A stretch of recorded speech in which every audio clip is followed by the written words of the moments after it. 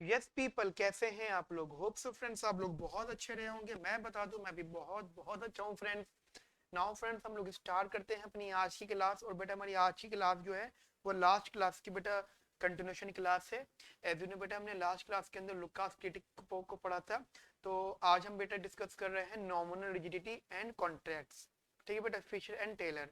बेटा इसकी connectivity basically ऊपर वाले टॉपिक से बिल्कुल होगी, क्योंकि देखो ऊपर वाले टॉपिक के अंदर हमने लुकास क्रिटिक वाले टॉपिक में जो हमने क्वेश्चन डिस्कस किया था उसके अंदर यही बात पड़ी थी कि डिसइंफ्लेशन जो हो जाता है वो पेनलेस हो जाता है। ठीक है, डिसइंफ्लेशन पेनलेस हो जाता है जब monetary policy credible credibility monetary policy की हो जाती है। ठीक है, जस्ट हमने जो भी क्वेश्चन पढ़ा था। अब नॉमिनल रिजिडिटी इसके एक्सटेंड कुछ बात बताता है। जो बेटा अभी अभी एग्जाम पॉइंट ऑफ व्यू से इसको भी बेटा मैं क्वेश्चन के फॉर्म में बताता हूँ। तो एक क्वेश्चन लिखूंगा एंड उसका बेटा आंसर एक्सप्लेन करूंगा, और साथ साथ आपको बेटा थ्योरी भी डिस्कस हो जाएगी आपसे। ठीक है बेटा, चलिए स्टार्ट करते हैं हम लोग। नाउ क्वेश्चन है बेटा हमारे सामने यहाँ पर, दैट इज, मैं बता देता हूँ आपको क्या है। हेडिंग भी लिख देता हूँ फिलहाल आपके लिए, आप लोगों के लिए बेटा। मैं हेडिंग मैंने लिख दी थी, लिखी हुई थी, बट फिर भी लिख देता हूँ मैं। Heading is nominal rigidity, nominal rigidity and contracts. ठीक है बेटा, नॉमिनल रिजिडिटी एंड कॉन्ट्रैक्ट्स। तो इसके लिए बता देता हूँ मैं आपको। देखिए ये जो ऑथर है, मैं author is Fischer and Taylor, Fischer and Taylor basically. ठीक है बेटा, चलिए जी अब जरा क्वेश्चन डिस्कस कर लेते हैं हम लोग यहाँ पे एग्जाम पॉइंट ऑफ व्यू से। देखिए बेटा, हमने पहले क्वेश्चन में डिस्कस किया था कि जो डिसइंफ्लेशन पॉलिसी होती है पेनफुल, वो पेनलेस जो रहती है बेसिकली, और सक्सेसफुल पॉलिसी बन जाती है। ठीक है, डिसइंफ्लेशन लुकास वाले कंसेप्ट में आज हम कुछ और डिस्कस कर रहे हैं इसी से कनेक्टेड। लिखिए बेटा question, explain the basis, explain the basis of claim by Fisher, and Taylor, by Fisher and Taylor, that even that even with rational expectation, that even with rational expectation, disinflation disinflation may not be may not be painless, may not be painless। ठीक है बेटा, तो क्या था जी, explain the basis of claim by Fisher and Taylor that even with rational expectation comma disinflation may not B painless. समझ गए? मतलब उनका ये है कि एक बेसिस, इस क्लेम का बेसिस एक्सप्लेन करो, जहाँ पे फिशर और टेलर ये एक्सप्लेन करते हैं, क्लेम करते हैं कि रैशनल एक्सपेक्टेशन के साथ में डिसइंफ्लेशन पेनलेस नहीं है, में नॉट भी नहीं हो पाएगा बेसिकली। ठीक है, तो बेटा इसको थोड़ा एक्सप्लेन करते हैं। अच्छा, टॉपिक का मतलब नॉमिनल रिजिडिटी है and contracts. Basically nominal rigidity, देखो बेटा वैसे अगर मैं नॉर्मल लेवल की बात करता हूँ तो मैक्रो इकोनॉमिक्स के अंदर ही अपने आप में टॉपिक्स होते हैं। रिजिडिटी का मतलब क्या होता है? चीजें फिक्स रहना। अब वो चीजें फिक्स है नॉमिनल लेवल पर, एक होता है रियल रियल लेवल पर। रियल लेवल का मतलब हो जाता है कि उन फैक्टर्स को इंक्लूड करना जिनका इकोनॉमी पर बहुत बहुत ज्यादा इम्पैक्ट पड़ता है, जैसे प्राइसेस हो जाना, अनएम्प्लॉयमेंट हो जाना, इन्फ्लेशन हो जाना, बेसिकली आउटपुट हो जाना। तो उन फैक्टर्स को इन्वॉल्व करना जिन जो रियलिटी पर इम्पैक्ट ले आते हैं, मतलब रियल इम्पैक्ट लेकर आते हैं। ठीक है, और नॉमिनल का मतलब हो जाता है कि नॉमिनल वो जिन्हें कभी भी आप चेंज कर सकते हो by introducing some external parameters. ठीक है, तो बेसिकली ये नॉमिनल रिजिडिटी है, मतलब nominal fixness and contracts. Contracts में किस में जी जी, देखो अगर वो वेजेस की बात कर रहे हैं तो वेजेस में नॉमिनल रिजिडिटी का मतलब हो जाएगा वेजेस आर फिक्स्ड एंड उस पे कॉन्ट्रैक्ट होना। ठीक है, जस्ट ये कंसेप्चुअली चीजें बता रहे हैं, क्योंकि देखो एंड ऑफ द डे जो भी टॉपिक हम डिस्कस कर रहे हैं उसके अंदर हम बार बार वेज सेटर्स का डिस्कशन कर रहे हैं कि wage setters set the wage, sets the wage, समझ रहे हो? तो वेज सेटर जब वेजेस सेट करते हैं तो इन्फ्लेशन को माइंड में इंक्लूड करते हैं, साथ साथ अनएम्प्लॉयमेंट रेट भी। तो उनके अकॉर्डिंगली वेजेस जो होगी बेटा वहां पे नॉमिनल रिजिडिटी रहेगी और कॉन्ट्रैक्ट भी वहां पे इन्वॉल्व होंगे। ठीक है बेटा, तो बेटा मैं यहाँ पे क्वेश्चन को एक्सप्लेन करता हूँ, शायद आप समझेंगे क्वेश्चन का आंसर। देख बेटा समझिएगा, मैं लिख भी रहा हूँ और एक्सप्लेन भी कर रहा हूँ कि वो कहते हैं the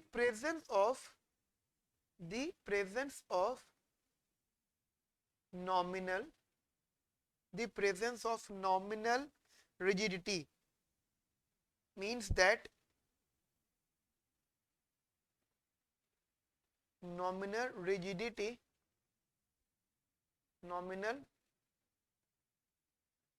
rigidity means that in modern economics many wages in means that in modern economics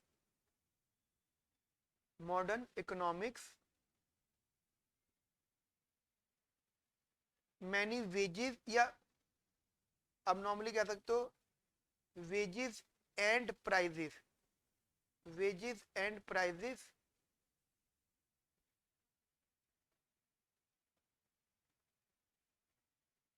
are set, wages and prices are set in nominal terms, are set in nominal terms for some times and they are not readjusted, and they are not readjusted when there is change in policy, when there is change in policy। यानी कहने का मतलब ये हो गया इधर कि according to the Fischer and Taylor कि जो नॉमिनल रिजिडिटी का प्रेफरेंस है, तो इसका मतलब ये हो जाएगा कि जो वेजेस और प्राइसेस है वो जो सेट किए जा रहे हैं वो नॉमिनल टर्म्स पर। नॉमिनल टर्म्स का मतलब हो गया जो नॉमिनल पैरामीटर्स है उनकी टर्म पर। अब नॉमिनल पैरामीटर्स कौन से हो गए बेटा? जैसे nominal interest rate, nominal wages, ठीक है, नॉमिनल मनी, समझ लो मल्टीपल चीजें बेटा जो नॉमिनल, जो रियल नहीं है। अब जैसे आप बोलते हो नॉमिनल वेजेस मतलब ओनली डब्ल्यू, ठीक है, नॉमिनल। अब अगर आप उसका डब्ल्यू बाय पी कर दो तो बड़ी रियल वेज बन जाएगा। तो वो कहते हैं जो वेजेस हैं और जो प्राइजेस हैं ये जो दोनों सेट हो रहे हैं नॉमिनल टर्म्स में सेट हो रहे हैं, और बेसिकली वो रीएडजस्ट नहीं होंगे अगर when there is a change in policy. अगर पॉलिसी में चेंज भी आता तो बेटा वो रीएडजस्ट यहाँ पर नहीं होंगे। अब बात ये आती है कि फिशर क्या आर्ग्यूट करते हैं। भाई फिशर इकोनॉमिस्ट हैं, वो यहाँ पे ये आर्ग्यूट कर रहे हैं कि जब हमारी इकोनॉमी में credibility, basically Fisher argued that even with credibility of nominal money growth, देखो अगर वो बेसिकली आप मान के चलो अगर हमारी नॉमिनल मनी ग्रोथ कम होगी रैपिडली तो बेटा जो हमारा अनएम्प्लॉयमेंट रेट बेटा वो ज्यादा होगा। समझो ना मेरी बात को, मैं ये बात मैं लिख भी देता हूँ चीज को। Fischer argued that even with credibility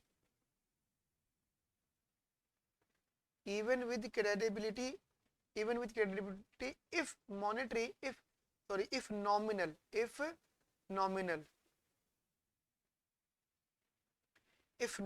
money growth decreases, if nominal money growth decreases, if nominal money growth decreases rapidly, ध्यान रखना बेटा अगर हमारी nominal money growth बहुत तेजी से कम होगी then it would lead to higher unemployment, then it would lead to higher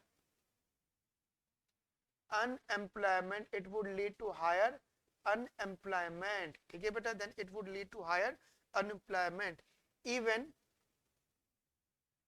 if central even if central bank fully convince even if central bank fully convinced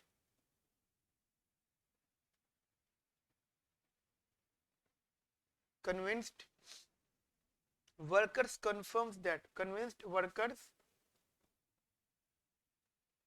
confirm that confirm that nominal money growth was going to be lower. Nominal money growth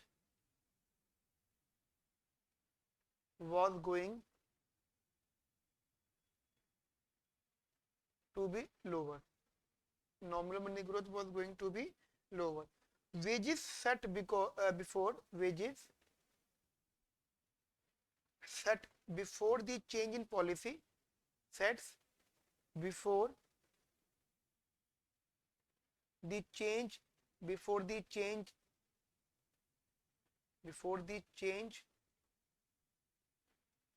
in policy before the change in policy would reflect the expectation of inflation would reflect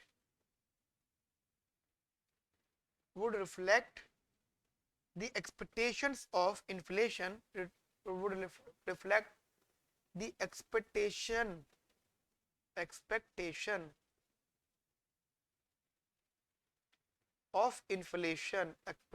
of inflation prior to policy change prior to policy change. ठीक है बेटा, मतलब conceptually बात ये है कि output यही कर रहे हैं कि हमारी जो इकोनॉमी में अगर क्रेडिबिलिटी होगी और अगर हम बेटा मनी ग्रोथ को कम करेंगे बहुत तेजी से तो जो हमारा अनएम्प्लॉयमेंट बहुत ज्यादा तेजी से बेटा मतलब हाई हो जाएगा। अच्छा, जब सेंट्रल बैंक इस बात में कन्विंस हो जाता है कि workers confirm that nominal money growth was going to be lower, मतलब इंटरेस्टिंग बात क्या है कि जब वर्कर्स इस बात को भी कन्विंस हो जाते हैं, सॉरी सेंट्रल बैंक कन्विंस होता है कि वर्कर्स ने कंफर्म कर लिया है कि जो मनी ग्रोथ है वो कम जाएगा, ठीक है, नॉर्मल मनी ग्रोथ है कम जाएगा, और जो वेजेस जो सेट होगी before the change in policy वो हमारी एक्सपेक्टेड इन्फ्लेशन को भी अफेक्ट करेंगे prior to the change policy change. तो फिशर आर्ग्यूड ये करता है कि हमारी इकोनॉमी के अंदर ये सब चीजें हो जाएंगी। क्या क्या हो जाएंगी बेटा? कि हमारा मनी ग्रोथ बहुत तेजी से कम होगा और हमारा अनएम्प्लॉयमेंट रेट बढ़ेगा। ठीक है, तो ये बेसिकली फिशर ने आर्ग्यू करा इस बात पर। अब इंटरेस्टिंग बात बेटा यहाँ पे ये है हमारे सामने डिस्कस करने के लिए कि इसका मतलब फिर ये हो जाना चाहिए ना कि जो इन्फ्लेशन रेट है बेटा वो कम बिल्कुल भी नहीं होगा without any cost. That means what? अगर हम अपनी इकोनॉमी में इन्फ्लेशन रेट कम करना चाहते हैं तो हम बेटा अपनी इकोनॉमी का मनी ग्रोथ कम करेंगे, ऑब्वियस सी बात है, क्योंकि इन्फ्लेशन कनेक्टेड है बेसिकली मनी ग्रोथ से। तो अगर बेटा हम ये कह रहे हैं कि अगर हम इस वाली थ्योरी को फॉलो कर लेते हैं तो फिर तो बात ये आ जाएगी ना कि inflation can not be reduced without any cost of unemployment. Obvious सी बात है, इसका मतलब तो ये हो जाएगा, यानी अगर हम बात करें तो पॉलिसी ऑफ डिस इन्फ्लेशन वो अनाउंस होगी सफिशिएंटली इन एडवांस। यानी अगर हम ये सब चीजें लेकर आनी है तो बात समझना, अगर हमें ये सब चीजें लेकर आनी है तो हमें बेटा हमें जो हमारी डिस इन्फ्लेशन की जो पॉलिसी है उससे एडवांस में ही अनाउंस करना सफिशिएंट काफी रहेगा। ठीक है, बट अब देखो समझना मैं क्या स्टेटमेंट लिख रहा हूँ। मैं लिख रहा हूँ it means inflation rate can not inflation rate cannot be reduced without any cost at, ठीक है, at the very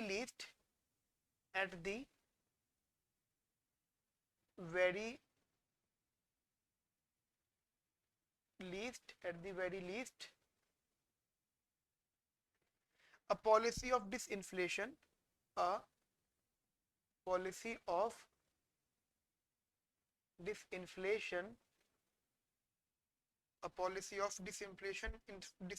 should be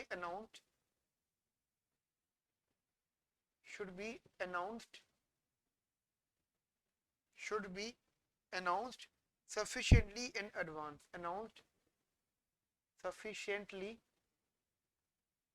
in advance। ठीक है, ये बात जरा स्टेटमेंट वाइज समझ के रखना है यहाँ पर, ठीक है बेटा, इंपॉर्टेंट है। ओके, अब पॉइंट क्या है, अभी तक तो बेटा फिशर के आर्गुमेंट की बात कर रहे थे, लेकिन एज यू नो यहाँ पे दो ऑथर्स है, एक फिशर है और एक टेलर है, तो टेलर्स की भी आर्गुमेंट की बेटा बात करनी पड़ेगी।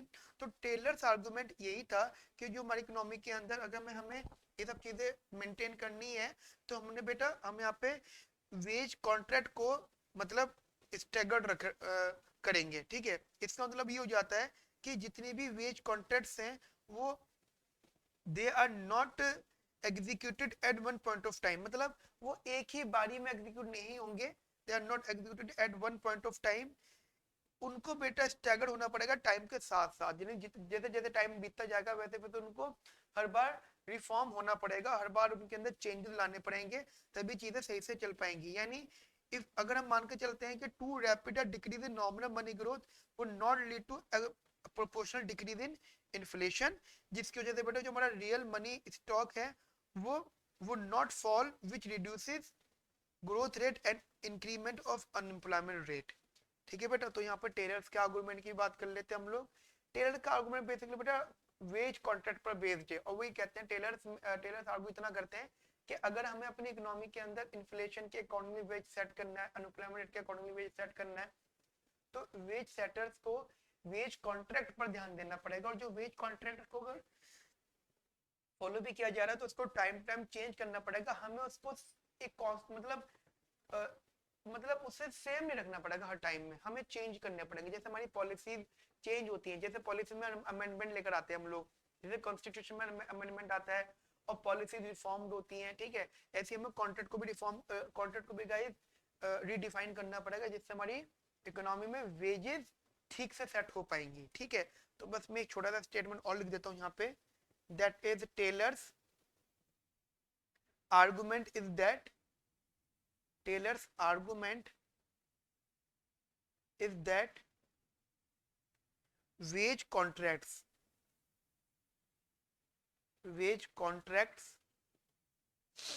are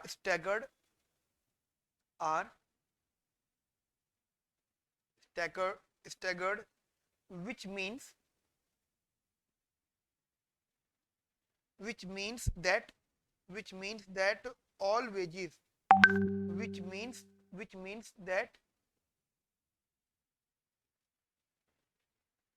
all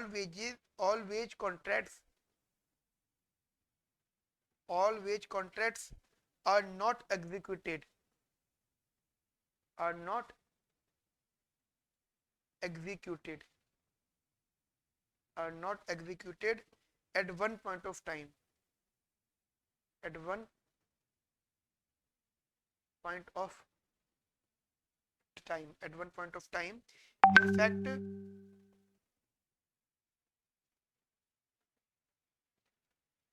In fact, they are staggered over time. In fact, they are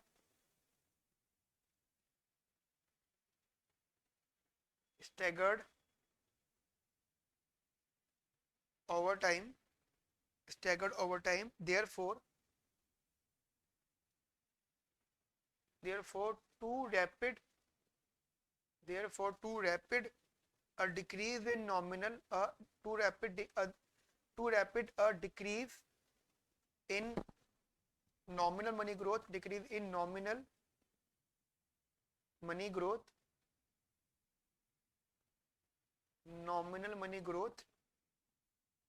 would not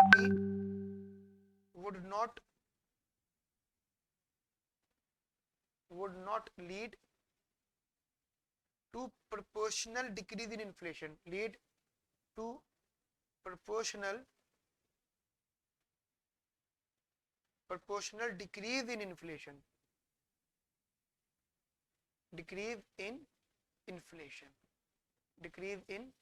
inflation एक अब बेटा देखो, अब ये कंसेप्ट होगा तो इसके रिजल्ट में कुछ ना कुछ होना चाहिए, इसका मतलब as a result real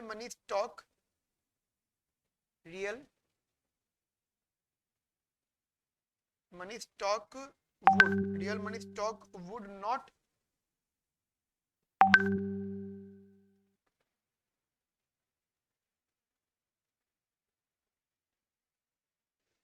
would fall, which reduces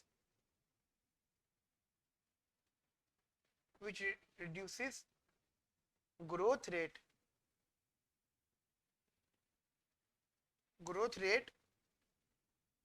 and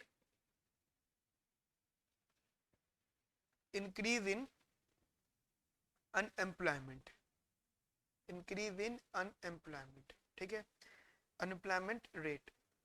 तो बेटा हमारा यहाँ पे एक कंसेप्ट पूरा होता है टेलर्स वाला, ठीक है। तो आप इसको एक बार आर्टिकल को, ये जो मैंने पूरा का पूरा कंसेप्ट समझाया, आप इसको देख लीजिएगा, बहुत बड़ी थ्योरी नहीं थी इसके अंदर, ठीक है। तो बहुत छोटा सा एक ही पेज मैंने आपको बेसिकली यहाँ पर लिखवाया है, ठीक है। अब बेटा अब थोड़ा सा एक इंपॉर्टेंट एक्सप्लेनेशन और है मेरी यहाँ पर, दैट इज एक छोटा सा चीज और ऐड करिएगा यहाँ पर, that is importance of expectation, ठीक है। साथ में से के हम लोग कर लेते हैं यहाँ पे, ठीक है बेटा। दैट इज हेडिंग लिखना बेटा यहाँ पर, इंपॉर्टेंस ऑफ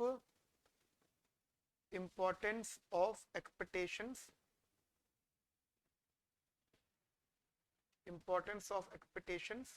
ठीक है। ठीक बेटा, लिखवाने के अलावा और कोई ऑप्शन नहीं बचता, क्योंकि जितनी भी चीजें थ्योरी में रहती है और मैं एक्सप्लेन कितना भी करता जाऊं, जब तक आप अपनी कॉपी में खुद नहीं लिखोगे तब तक आपको चीजें समझ में नहीं आएंगी। मतलब आप सारी बातें हो, लेकिन आपको समझ में से वही बातें आती है जो आप अपने हाथों से कॉपी में लिखते हो, ठीक है बेटा। तो अब ये बात समझना एक्सपेक्टेशंस का बेसिकली इंपॉर्टेंस क्या होती है। तो मैं एक एक करके बेटा बात करता हूँ बेटा। टोटल 4 इंपॉर्टेंस एक्सपेक्टेशंस की, ठीक है बेटा। यहाँ पर टोटल 4 इंपॉर्टेंस एक्सपेक्टेशंस की, तो एक एक करके मैं एक्सपेक्टेशन की इंपॉर्टेंस बेटा बताता जाता हूँ आपको वन बाय वन। देखो सबसे पहले तो बात होती है कि जो एक्सपेक्टेशन जो यूज किया जाता है, बेसिकली जो एक्सपेक्टेशन होता है वो बेटा जो यूज किया जाता है, तो बेटा देखिए एक्सपेक्टेशंस इज यूज्ड, मैं रिपीट कर रहा हूँ बेटा, expectation is used in IAS, यानी आपको पता है वो इनकम एंड स्पेंडिंग वाला कंसेप्ट मैंने पढ़ा था आईएसएलएम वाला, वहां पे भी यूज होता है एज अ मॉडल। और शायद आपको याद होगा, शायद आपको पता होगा, आपने पढ़ा होगा कि in this model investment expenditure depends on expected real interest rate. As you know, investment expenditure is depends on expected real interest rate, that is basically I minus का पाई ई, which is equals to R, ठीक है बेटा। So this is nominal interest rate minus का expected interest rate, got it. देखो अब चीजें समझना, अगर मैं यहाँ पे बात करता हूँ कि हमारे पास में जो एक्सपेक्टेशन है, वो एक्सपेक्टेशन हमारी आईएएस इक्वेशन में है। यहाँ पर जो एक्सपेक्टेशन होता है वो कितना बड़ा रोल प्ले करता है। बेसिकली जब भी हम लोग एलएम कर्व का स्लोप डिटरमाइन करते हैं तो एक्सपेक्टेशन वहाँ पे एक बहुत बड़ा रोल प्ले करते हैं। जैसे एग्जांपल हम मान के चलते हैं कि when interest rate is expected to the at lowest level, तो इसका मतलब होता है then there will be liquidity trap in the economy. यानी अभी मान के चलना यहाँ पर कि हमारा जो एक्सपेक्टेशन है, कि एक्सपेक्टेशन जो होता है वो काफी बड़ा रोल प्ले करता है। बेसिकली एक्सपेक्टेशन बहुत बड़ा रोल प्ले करता है कब, जब हम लोग एलएम का स्लोप डिटरमाइन करते हैं। Expectation plays very important role, plays an important role in determining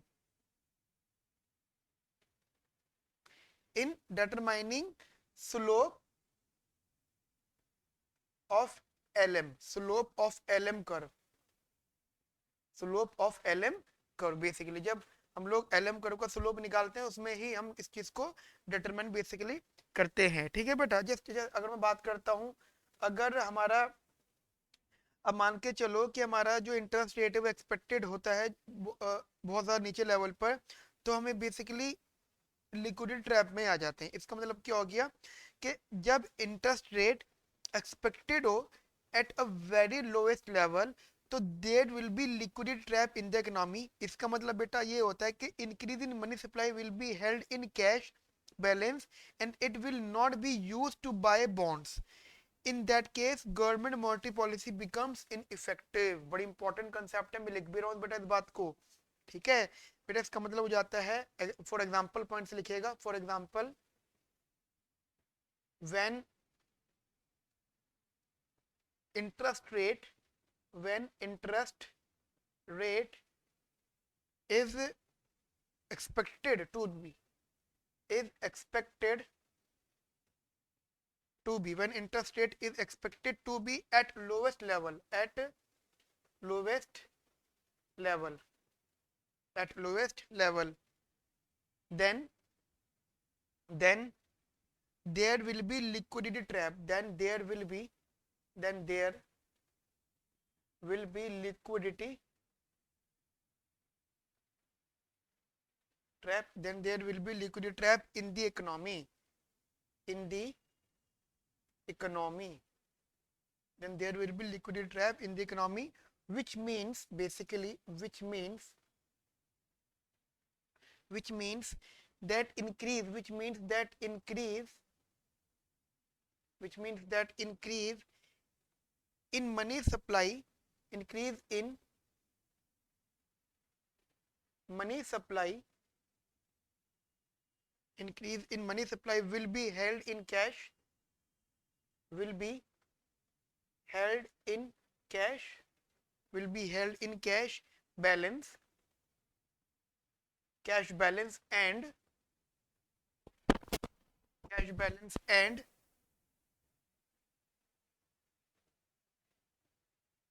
it will not be used, and it will not be used to buy bonds.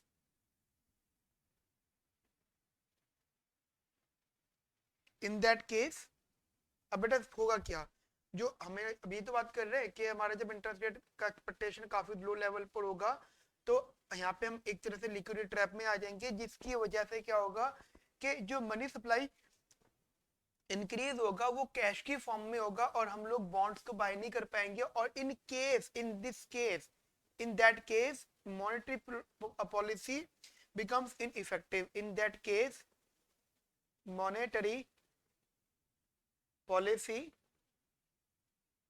becomes ineffective, becomes ineffective, monetary policy becomes ineffective। ठीक है बेटा, तो एक तो ये concept add करना है यहाँ पर। ठीक है, टोटल 4 हमारे पास में इंपॉर्टेंस है उसकी। एक तो ये हो गई, दूसरी इंपॉर्टेंस है बेटा मैं आपको भी बता देता हूँ दूसरी इंपॉर्टेंस। देखो बेटा, जो एक्सपेक्टेशंस होते हैं, expectation basically determines consumption function। ठीक है, expectation also determines consumption function। अगर आप बेटा परमानेंट इनकम हाइपोथेसिस की बात करते हो, तो कंजम्पशन बेसिकली डिपेंड्स होता है परमानेंट इनकम पर, जो कि डिपेंड हो जाती है upon the current income and the expectation about future income. ठीक है, यानी हमारी जो कंजम्पशन, आपको पता होगा कि हम जो कंजम्पशन करते हैं वो 2 पीरियड में कंजम्पशन करते हैं। अगर हम लोग इंटर टेम्पोरल की बात करते हैं तो बेटा in 2 period basically we consumed C1 and C2। तो बेटा हमारी जो कंजम्पशन है of current period is also depends on 2 incomes, one is current income and other is future income। ठीक है, and future income basically based on completely on expectations, that means what, how much we earn in the future it is only the expectations। ठीक है बेटा, तो हमारी total expectations होती है, तो एक्सपेक्टेशन की इंपॉर्टेंस हमारी कंजम्पशन थ्योरी में भी है। ठीक है बेटा, तो मैं इस चीज को लिख देता हूँ यहाँ पे आपकी expectations also determines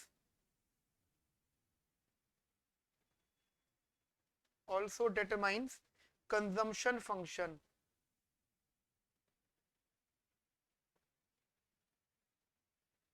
also determine consumption function according to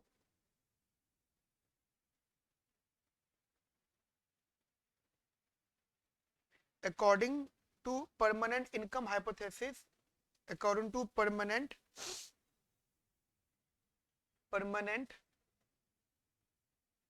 income hypothesis, consumption depends on permanent, अच्छा यहाँ पे ये आएगा permanent income which in turn depends upon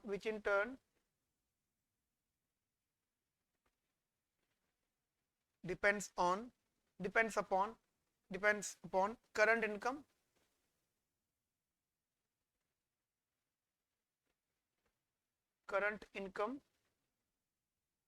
and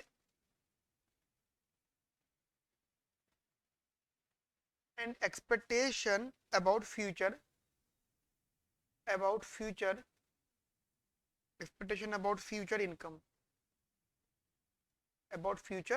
income, ठीक है बेटा। तो एक तो यहाँ पे एक इंपॉर्टेंस आ गई इसकी।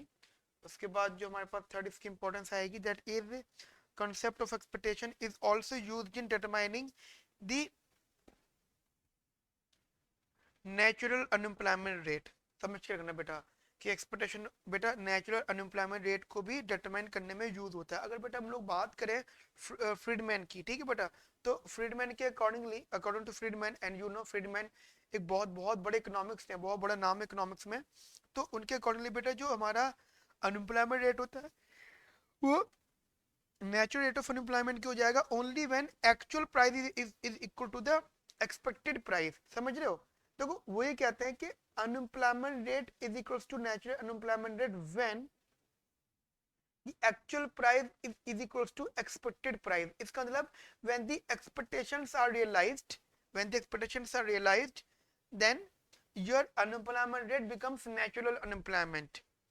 बेटा ये इसलिए भी होता है क्योंकि जब हम प्राइस को एक्सपेक्टेड प्राइस के इक्वल कर देते हैं, मतलब जब हमारी एक्सपेक्टेशंस रियलाइज हो जाती हैं, तो बेटा हमारा जो रियल वेज डिमांडेड हो जाता है by wage setters will be equal to real wage given by the firms. जो भी देखो बेसिकली जो वेज सेटर्स हमारी रियल वेज डिमांड करते हैं वो वेज सेटर देना स्टार्ट कर देते हैं।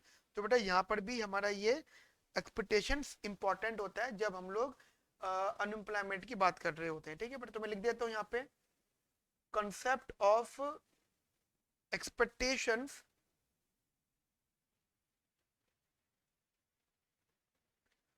is also used in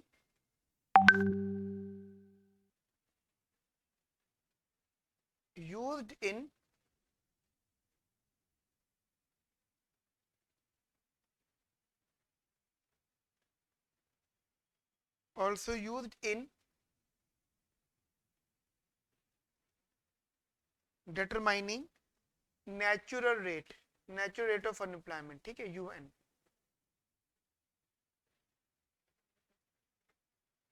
according to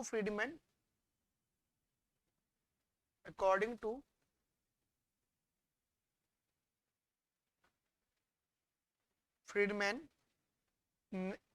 unemployment rate is equals to natural unemployment rate only when actual price is equal to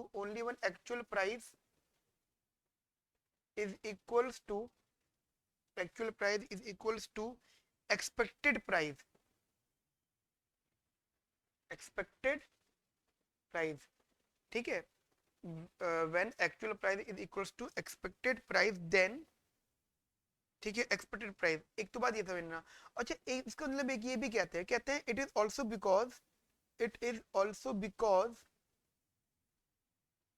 when P is equals to PE यानी price is equals to expected price, then real wage demanded by wage setter, which is demanded by wage setters demanded by wage setters will be equals to real wage given by firms. Real wage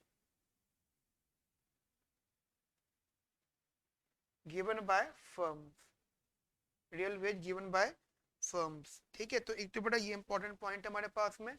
उसके बाद में जो fourth point है, that is the very very important fourth point बेटा, वो है, अब देखो समझना, हमारी मैक्रो इकोनॉमिक्स के अंदर जो जनरली इंफॉर्मेशन होती है, जैसे हमारे पास डेटा अवेलेबल होता है एक्चुअल प्राइसेस पर, एक्चुअल इन्फ्लेशन पर, एक्चुअल इंटरेस्ट रेट पर, एक्चुअल इनकम पर, एक्सेट्रा पर, लेकिन बहुत कम डेटा अवेलेबल है हमारी एक्सपेक्टेड प्राइसेस पर।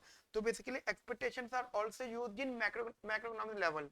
ठीक है, इसकी importance is also in the macro economics level. ठीक है, so basically in this provide the data of मतलब डेटा ऑन, मतलब